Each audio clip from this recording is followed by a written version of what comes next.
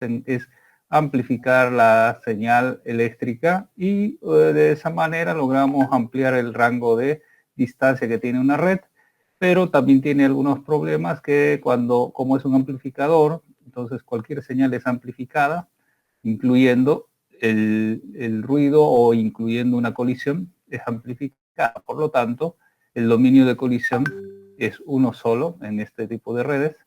Y como trabaja en capa física, entonces no le importa el protocolo que vaya encima.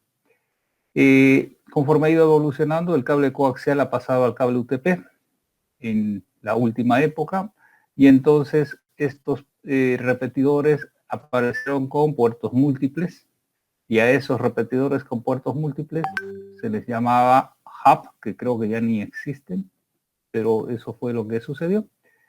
Y en este dispositivo, técnicamente lo que existe es internamente hay aquí adentro un bus, ¿no? Un bus que viene a ser una topología de las primeras que existió.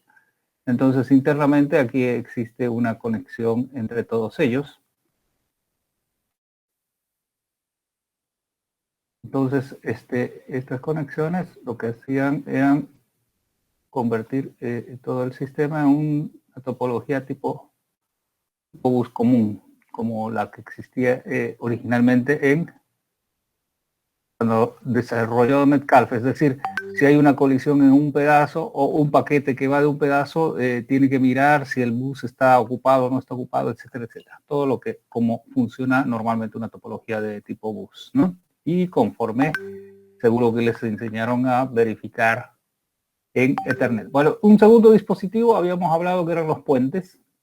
Los puentes ya trabajan en capa 2 y como trabajan en capa 2, entonces necesitan tener una cierta lógica. Esa lógica la realizan revisando ya el entramado, es decir, este entramado significa que ya las señales que se agrupan en bits y se agrupan en ciertos campos, y esos campos son los que se van a utilizar para formar lo que se llama trama o entramado.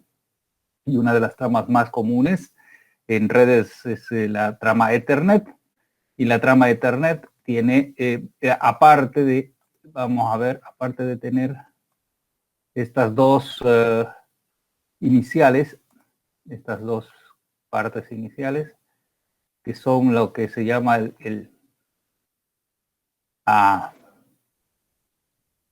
vamos a ponerlo sin relleno.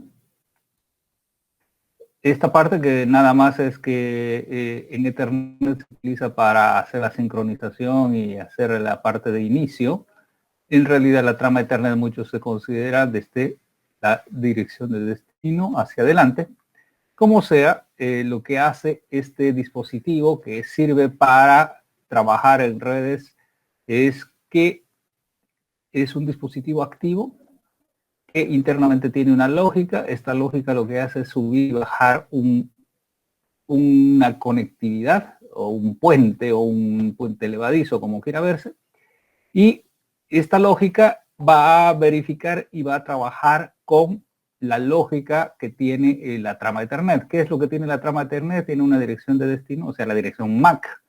La dirección MAC, ¿qué es? Es la tarjeta, cada una de las tarjetas de red de un elemento que se va a conectar a una red de Ethernet tiene una dirección MAC que tiene 48 bits o 6 bytes, como quiera llamarse, que se supone que es única, y de esa manera se identifica A, B, C, D en una red de Ethernet. Todo el mundo tiene una dirección única. Esa dirección única, lo que se hace es que en esta tabla que existe a un lado de la red, vamos a ver si podemos poner un poquito más grueso. Vamos a poner un poquito más grueso. Entonces, en esta tabla que tenemos al lado izquierdo, que es una porción de memoria, y al otro lado la misma idea, lo que tenemos es que el sistema lo que va a hacer es almacenar todas las direcciones MAC en esta tabla. Entonces, todos los que están a la izquierda en esta tabla y todos los que están en la derecha en esta tabla, y de esa forma la lógica trabaja muy simple. Cuando alguien manda un paquete de la red a la misma red, el paquete llega al destinatario, pero también llega a todos los demás, como funciona Ethernet. Llega aquí al puente y el puente lo que hace es verificar quién es la dirección destino. Si la dirección destino es el mismo lugar por donde entró el paquete, este señor, obviamente por aquí en algún lugar tendremos, vamos a dibujar tendrá algún, quizás un poco más abajo, un trash, ¿no? Un lugar donde va a ser botado, un basurero donde van a botarse todas las cosas que no se vayan a utilizar, que es la forma como se trabaja. Y si el paquete va de una red a otra red, entonces este paquete saldrá del origen, llegará a todos, y bueno, los que no son destinatarios lo desechan, llegará aquí al puente, el puente se fijará si el destinatario, el destino, está en el mismo lado por donde entró, entonces verifica, no, el destino está en el otro lado, entonces cerramos el puente, dejamos que el paquete pase, y cuando llegue al otro extremo llegará a todos los elementos, y por supuesto el elemento destino será el que trape o agarre el paquete, y está.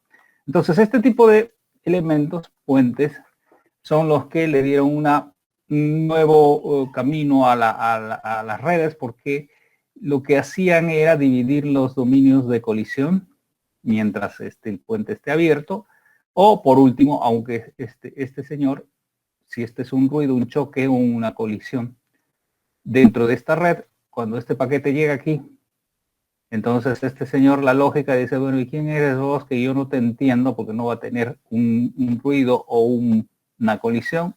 No tiene el entramado correcto, por lo tanto no hay dirección de destino, no hay un ruido. Entonces este señor dice, bueno, no sé qué es, a la basura. ¿Sí? Entonces las colisiones no pasan a través de los puentes, y eso es bueno, y al no pasar a través de los puentes, los dominios de colisión son más chicos, y al ser más chicos, el desempeño de la red en ese segmento mejora. ¿Por qué? Porque hay menos elementos que puedan causar y la probabilidad de colisiones cada vez es menor. Y en el extremo, cuando este puente que tiene dos puertos se mejora, tenemos un puente multipuerto, y a este puente multipuerto es lo que se llama switch Ethernet. Y un switch Ethernet no es nada más que una colección de puentes en los cuales normalmente en la actualidad, pero no en el origen, en la actualidad solo se enchufa un elemento, pero antes estos elementos eran muy caros, por lo tanto nosotros teníamos elementos en la red, los hubs, y esos hubs no los podíamos botar porque eran caros, entonces lo que hacíamos era que en los puentes o en los switches Ethernet, que eran novedosos en la época cuando empezaron a salir hace unos 15 años, y como los puertos eran muy caros, entonces se ponía un hub en los puertos y teníamos un dominio de colisión más o menos más grande, pero en la actualidad lo que se estila es colocar una sola estación en el puerto, por lo tanto el dominio de colisión en todo el puerto, por lo tanto la probabilidad de que este señor se colisione con nadie no existe, aquí no habrán colisiones, técnicamente no hay, y entonces el desempeño es que este señor recibe todo el ancho de banda del puerto, y eso es lo que se llama, hay un término que en algún lugar lo van a ver de repente, y si no, pues se lo escribo, una cosa que se llama wire speed, ¿no? Entonces, wire speed significa que este elemento va a recibir toda la velocidad del cable. Punto. No sé si es 10, 100, no, lo que sea.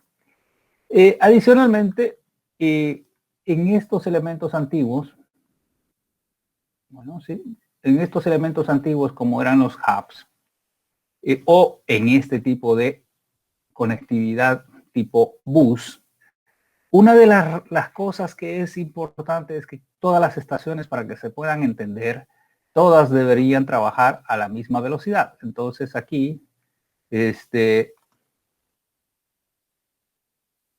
ok, vamos a decir que en este tipo de aplicaciones donde hay una red de tipo bus, todos los elementos deben trabajar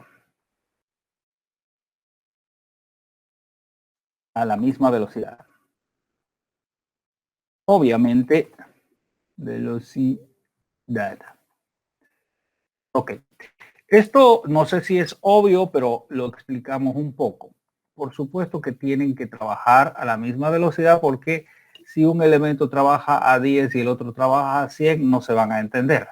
Entonces, esa es una de las limitaciones en este tipo de topologías, en las topologías tipo bus y en los elementos que trabajan con el concepto de topología bus, aunque físicamente parecieran que no, los hubs hacían que si alguien trabajaba a 10, todos los demás debían trabajar a 10, porque si no, no van a conectarse, no van a poder intercambiar información.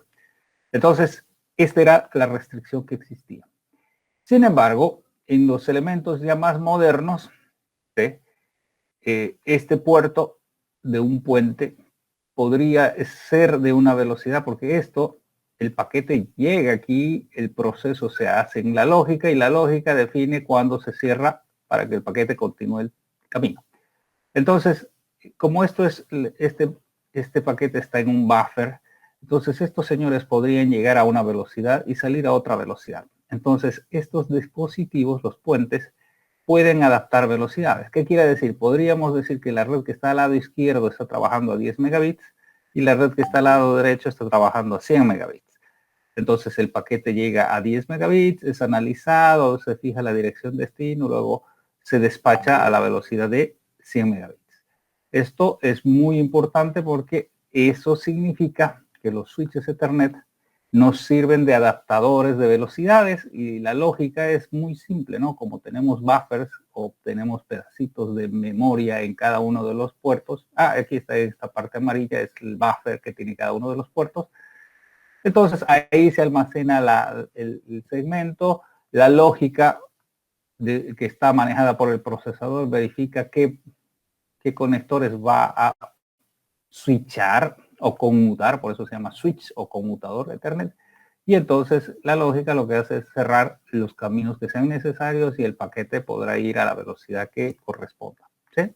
Entonces también son adaptadores de velocidad. Los buffers normalmente adaptan velocidad. Bien, creo que hasta ahí llegamos la clase anterior, un poquito así rápido, pero eso fue lo que hicimos. Hasta aquí, no sé, vamos a ver, yo voy a ver, necesito un feedback de por allá. ¿Alguna duda hasta ahí? Hola, hola. A ver. Andrés Fidel Rada, Andrés Rada. Sí, ingeniero. ¿Alguna duda o va yendo bien Ningún ingeniero. ninguna? Vaya, vaya, bien, bien. Mario Enrique Pinto.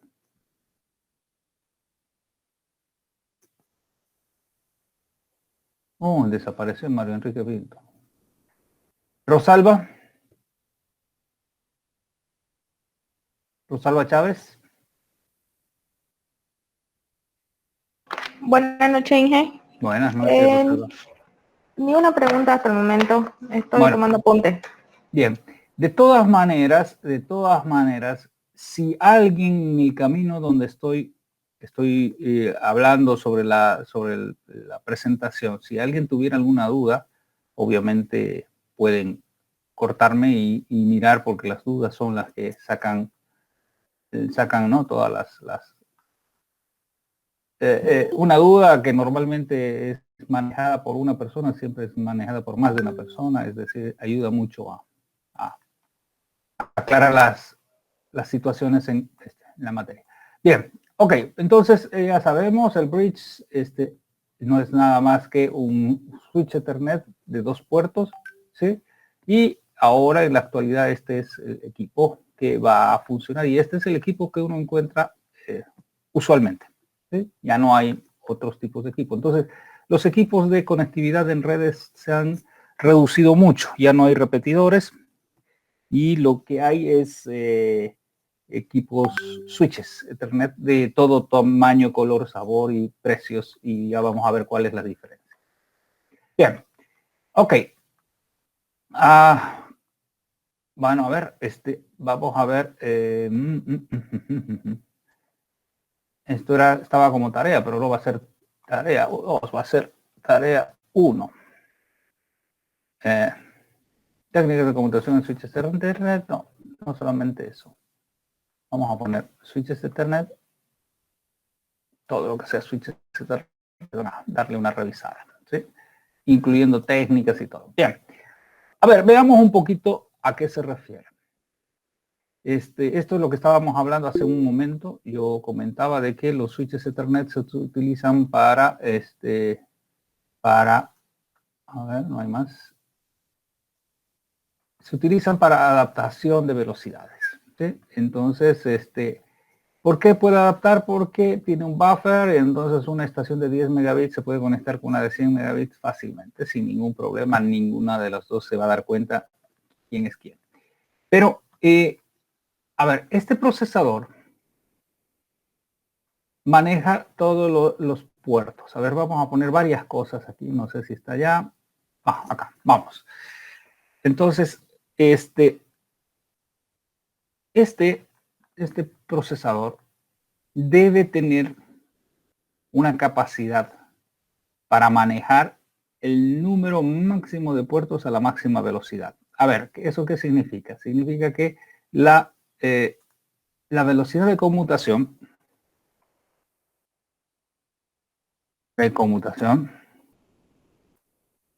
de procesador debe ser mayor o igual que ¿quién? El número de puertos multiplicado por la máxima velocidad. Vale. A ver, esto es una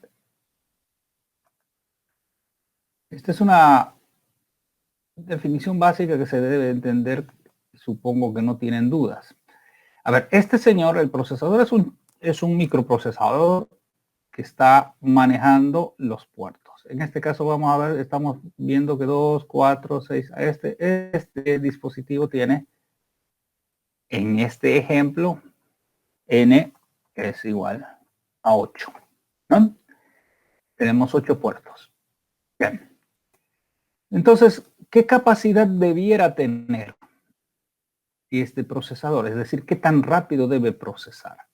Entonces, la regla dice, si quiere procesar a todos a la máxima velocidad, 8 veces la máxima velocidad. ¿Cuál es la máxima velocidad? Bueno, eso ya depende de qué velocidad hayan comprado. Vamos a suponer en este switch en la hoja técnica nos dice 8 puertos,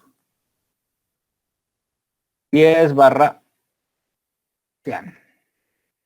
megabits por segundo. Que es la forma como vienen las hojas técnicas, ¿sí? UR2. Bueno, entonces la velocidad de conmutación en este caso debería ser mayor o igual que 8 veces la máxima velocidad, es decir, 800 megabits por segundo. Este procesador debería trabajar mínimamente a 800 megabits por segundo. ¿Para qué? Para garantizar que el procesador pueda atender a 100 megabits a cada uno de los puertos. ¿Se entiende esa parte? Bien, obviamente si es gigabit será, etcétera, etcétera. Bueno, lo bueno de este asunto es que los procesadores se fabrican y normalmente son mucho más veloces de lo que uno quisiera. Entonces, ¿qué es lo que sucedió? Lo que sucedió es que vamos a introducir algunas láminas. Lo que sucedió es que este dispositivo, así, lo voy a copiar acá.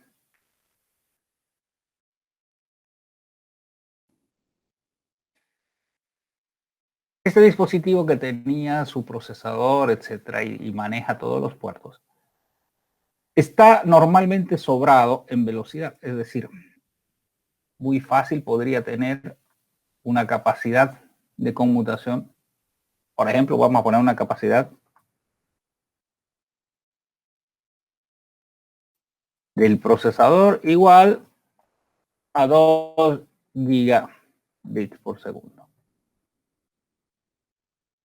Bueno, Eso lo dice la hoja técnica también, no es que esto hay que inventarse, hay que leer la hoja técnica y uno encuentra, y el procesador dice que tiene una velocidad de conmutación de 2 gigas, pero en realidad lo que necesitamos son solo 8 por 100, son 800 megas, o sea, 0,8 gigas.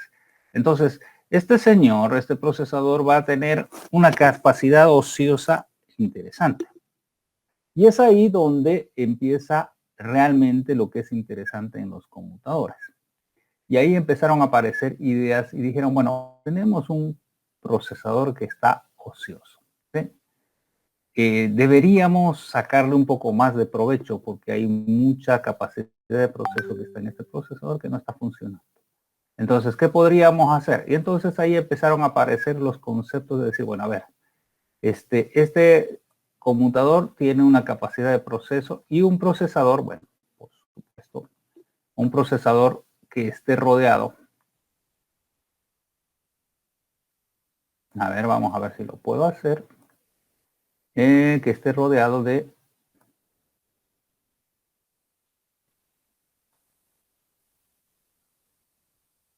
y lo puedo enviar al fondo. Ok. Uy. Entonces un procesador. Uy, y el procesador no me dejó. Bueno. El procesador y este es el otro. No, vamos a ponerle, vamos a poner este otro señor de otro color.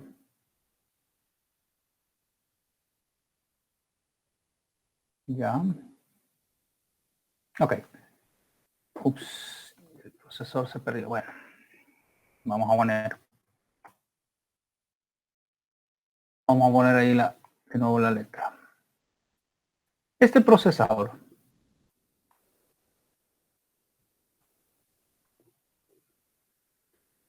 es rodeado de una otra capa y esta capa normalmente se llama sistema operativo, ¿sí? Es decir, una capa de software. Esa capa de software normalmente nosotros la llamamos sistema operativo. ¿Qué es lo que hace el sistema operativo? Nos da una posibilidad de que podamos manejar los elementos de hardware a través de algunos procedimientos que no son nada más que programas. Ahora, si hay programas, significa que podríamos nosotros a través de algunos comandos interactuar con ellos. Entonces,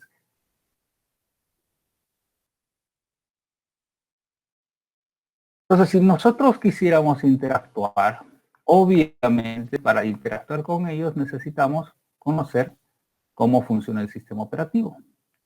Y entonces eso es lo que realmente se hace.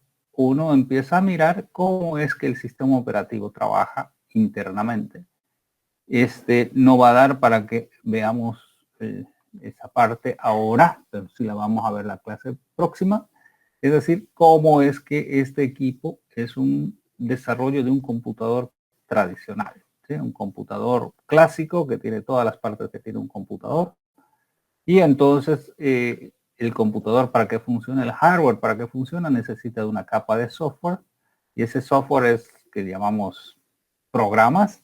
Y a través de algún procedimiento, en el caso de los switches, ese procedimiento o ese lugar por donde uno interactúa es un puerto especial. Ese puerto especial está colocado en algún lugar del dispositivo, adelante, atrás, etcétera, no importa, yo lo voy a poner aquí en el medio. Y este puerto se llama puerto de consola.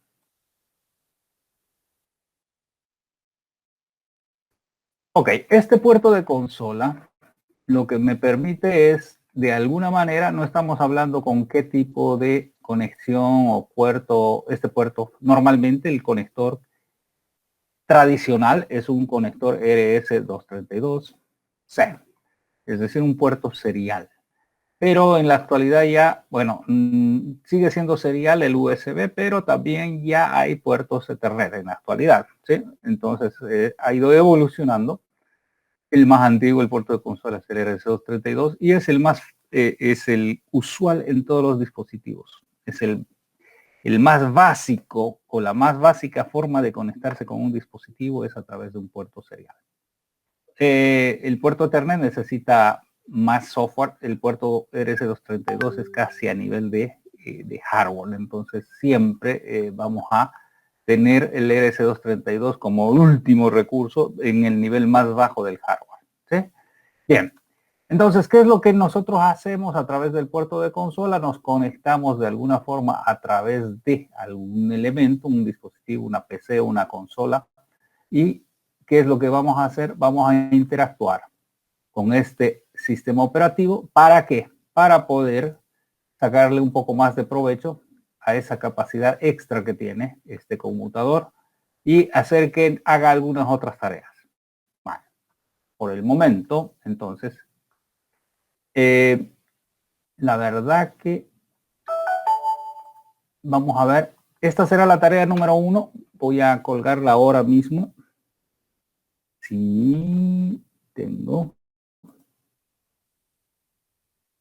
Ya no. Ya no la tengo. Ya me dijeron que me fui. Bueno, de todas maneras voy a esto era además del otro grupo. La tarea número 1 entonces será la tarea esta que será switches Ethernet, que es lo que nosotros vamos a mirar. Las tareas no más de 2 páginas en el peor de los casos o en el mejor de los casos. 3, 4, si el tema es muy largo, muy complicado, muy difícil de reducir, pero normalmente todo se puede reducir. Entonces estos switches Ethernet, la fecha máxima de presentación será, si hoy es 3, será el 5, que es el día miércoles, hasta las 19 horas. ¿Sí? No sé si tienen alguna cosa más. Aquí yo voy a dejar, mientras esta primera vez revisamos, para que no sea muy largo, porque después aparecen más cosas. ¿Dudas hasta aquí?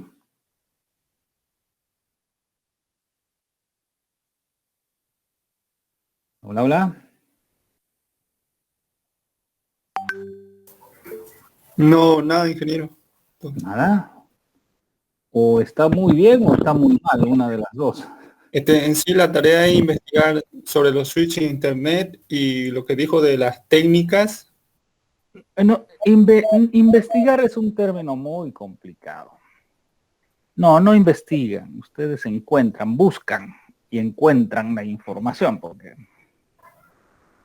toda está en el internet, toda está en los libros. Por si acaso yo les he comentado, o sea, en la materia, tienen aquí 8 libros, si no me equivoco, que están puestos, o no, aquí en la primera Sí, semana. están puestos En en la el... primera semana están Sí, puestos. Ah, ya está en portugués, ingeniero, no te preocupes. Hasta en portugués. Hay algunas cosas que ojalá podamos usar, no sé, el JPerf, el Wireshark, qué sé yo, pero ustedes pueden no necesitar ir a ningún lado si tienen, se los bajan los textos. Estos son textos que es de preferencia y yo les pido que ustedes se basen en algún texto de guía, como estos que son textos universitarios. El internet es muy traicionero, ¿no? Demasiada información y nadie la valida. A no ser que sea un sitio muy conocido o muy formal, qué sé yo, o de una universidad, pero normalmente el internet es 90% de cosas que uno no sabe de quién, ni cómo, ni nada, ¿no? Entonces, mejores de textos, seguro que van a encontrar información. De todas maneras, esa sería la idea. Y nada, entonces el día miércoles vamos a arrancar, si todo va bien, a las 19 horas y ahí alguien de los que ha presentado va a defender el trabajo de switches Ethernet, ¿sí? Que vendría a ser el que estábamos observando aquí, ¿no? Este primer trabajo, switches Ethernet. O sea, por favor pongan switches Ethernet, todo lo que encuentran de switches Ethernet, cómo es, cómo funcionan, qué hacen, qué sé yo, cuáles son sus técnicas de conmutación, cómo es que el procesador, hay 2 técnicas o 3 técnicas de conmutación, en realidad 2 básicas y las demás son ya complementos. Todo lo que tenga que ver. Ustedes no se olviden que aquí estamos para, o ustedes están para sacarle el jugo al asunto. Así que eso es. Ingeniero, el archivo lo subimos en PDF o en Word. Es todo. A ver, aquí está, si no me equivoco. No está en ningún lugar. Bla, bla, bla, bla, bla. Ahora mismo lo cambio. Aquí el texto, ¿sí? El texto del aviso. ¿Dónde está el aviso? Aquí. Este aviso debe decir que todos los trabajos son escritos en PDF, ¿sí? Divididas en semanas, aquí vamos a poner todos los trabajos deben ser subidos en formato PDF, por favor. Uno, porque así se puede calificar sobre la plataforma, ¿sí? Sobre la plataforma.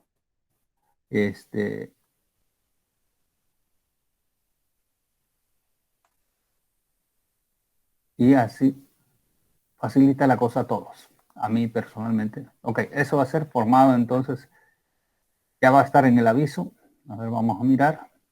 Ok, todos los trabajos deben ser subidos en formato PDF. No importa en lo que hagan, pero lo suben en PDF. ¿Ok?